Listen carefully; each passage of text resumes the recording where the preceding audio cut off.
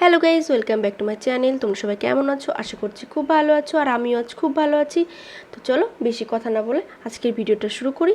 Title দেখে নিশ্চয়ই বুঝতে পেরেছো তোমরা। হ্যাঁ, ভালো একটুখানি খাও, ঠিক আছে, আর একটুখানি খাও। ভালো মিষ্টি তো, তাহলে কি টক টক ভালো না? তো কে খাবে এটা?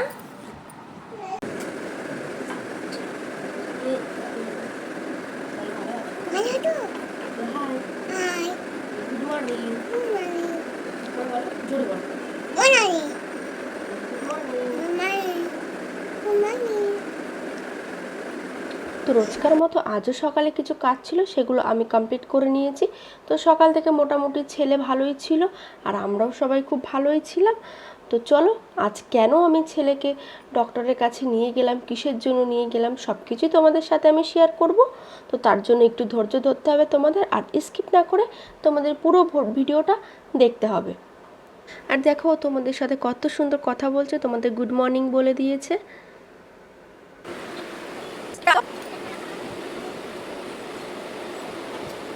এবার বসো, ঠিক আছে, এবার বসো।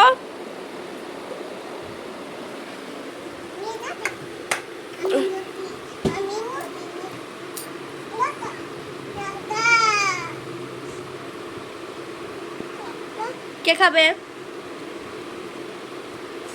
কে খাবে? তুমি খাবে?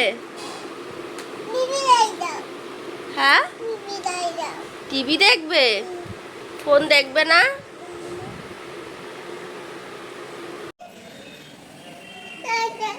হ্যাঁ,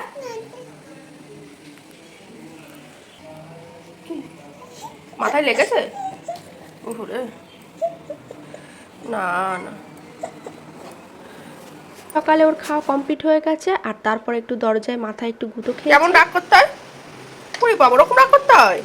তার জন্যই ও কান্না করছিল। আর দেখো তারপর 11টার সময় আমি ওর জন্য একটু ফলের রস করেছি, কিন্তু ব্যানানাটা একদমও খাই না, তো লেবুর রসটাই আমি করেছি। আর এই এইটার সাহায্যে লেবুর রসটা করলে না খুব সুন্দর লেবুর রসটা বার হয়। তো আসল কথায় আসি, তো প্রতি মাসে কেন ডক্টরের কাছে ছেলেকে আমাদের নিয়ে যেতে হয়, কারণ ছেলের ওজনটা একদমই কমে গেছে, আর তার জন্য আমাদের প্রতি মাসে ডক্টরের চেক আপে আমাদের নিয়ে যেতে হয়। খাওয়া দাওয়া একদমই ঠিক মতো করে না, তো আগে আমি 2 মাসে নিয়ে গেছি, তো এবারও আমি নিয়ে গেছিলাম। আজকে ডক্টরের কথা মতো চলেও তাও কিছুতেই ছেলের ওয়েটটা একদমই বাড়াতে পারছি না। 2 বছরে ওর যতটা ওয়েট থাকার কথা তার থেকে অনেক অনেক কম ওয়েট রয়েছে। তোমরা ওর চেহারা দেখে নিশ্চয়ই বুঝতে পারছো যে ওর ওয়েটটা কত কম আর কতটা ও রোগা। দেখো সামান্য একটু লেবুর রস করে নিয়ে এসেছি, তাই ও খেতে চাইছে না, কিন্তু আগে এই লেবুর রসটাই ঢকঢক করে গিলে খেয়ে নিত, কিন্তু এখন একদমই খেতে চাইছে না। তো চেহারা দেখে তোমরা নিশ্চয়ই বুঝতে পারছো যে ও কতটা রোগা হয়ে গেছে। এমনি কিন্তু ওর শরীরে কোনো সমস্যা নেই, ছোটাছুটি করছে, খেলাধুলা করছে, ঘুরছে, দৌড়াদৌড়ি করছে, ক্লান্তি ভাবটা ওর শরীরে কখনো নেই। আবার কিছু কিছু লোক বলে যে এগুলো হচ্ছে একটা বংশগত ধারা, যে যতই ছেলেকে খাওয়াও না কেন, যতই ভালো মন্দ জিনিস দাও না কেন, তাও ছেলের শরীর কিছুতেই হয় না।